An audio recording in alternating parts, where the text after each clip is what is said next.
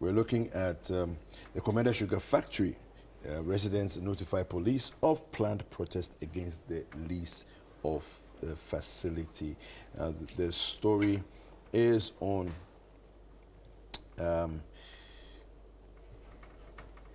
citynewsroom.com. Let me quickly take you into that. Okay, there it is. There we go. Okay. All right, so Komenda Sugar Factory, the Komenda residents have given notice to the police of planned demo against the factory lease. Now, the concerned citizens of Komenda traditional area have informed the Ghana police of their planned demonstration set for Tuesday, August 13th, that's next week, Tuesday, 2024. Now, according to the statement dated August 5th, the group anticipates a turnout of at least 2,000 participants from the Komenda traditional area and surrounding regions. Now, the protest is scheduled to begin at 6 a.m. starting from Komenda Township, concluding at Komenda Junction. This action complies with Section 1, Clause 1 of the Public Order Act 1994, that's Act 9491, which mandates notifying the police at least 5 days prior to any special event in a public place. Okay, the demonstration aims to oppose the government's decision to lease the Komenda Sugar Factory to an Indian firm. The protesters demand the reversal of the lease agreement, calling for the factory to return to its original mission of processing locally grown sugarcane rather than importing raw sugar. They argue that the lease agreement lacks proper procedural adherence and stakeholder consultation. All right. Let me come back to you, Simmons. Why are you always starting with No. I go back and forth. Larry is ready for the sugar story. Okay. All right. So, Larry, let me start with you on this one. This is an executive here. Yes. Yes. And we are going by it. Yeah, we are only 5 minutes. Larry, you have to deal with the issues, man. So I think that is this whole thing came out of the KT Hammond's visit to the site and then the announcement subsequently. I think that it didn't go well after the visit and then the announcement.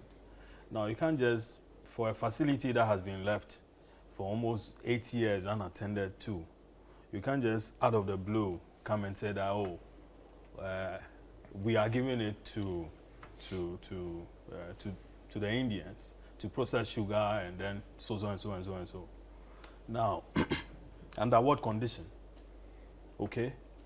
So the people are asking to know the details of it. But obviously, I mean, these are the facilities on their land. So you can't just jump out of anywhere, no matter the discussion that had gone on for all this while. Whether I had done an investigation, you have a report, you have done this, you've done that, and then found out that certain things went wrong. At least go back to them. I mean, do some sort of stakeholder engagement. Okay. Speak to the chiefs or the other opinion leaders in that area.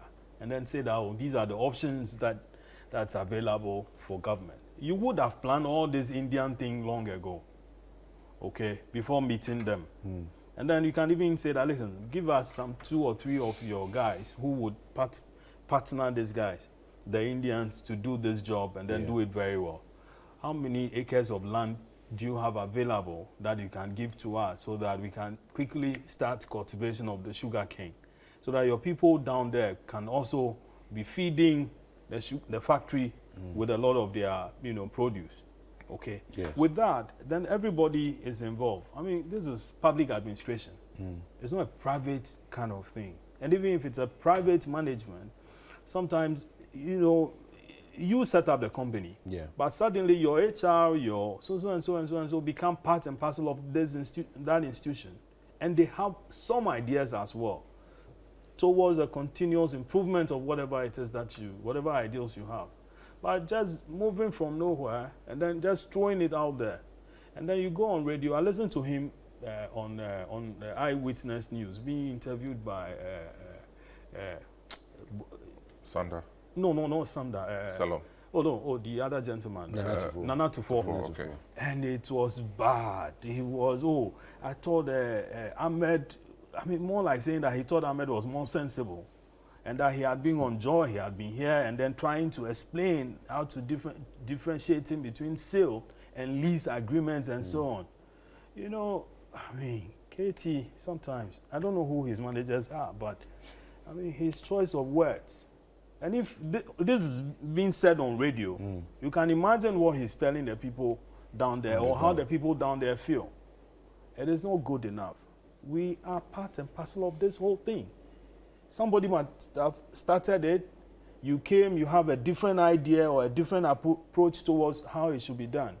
By engaging the people, engage them with decorum, engage them with maturity, engage them knowing, having a sense that you know something, this is a public institution.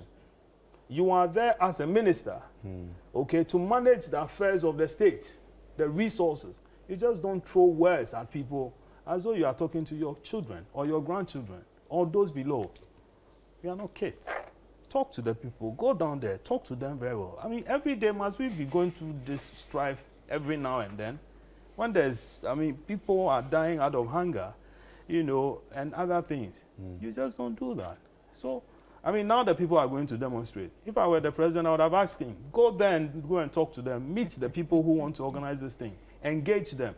Guys, how do we run this thing better so that everybody puts his or his, you know, her ideas on the table? All right. But if nothing, you're just talking. Semes, what do you have to say? Oh, man, I have nothing to say. No, I'm. I don't know. The back and forth on this Komenda Sugar Factory thing is. You see,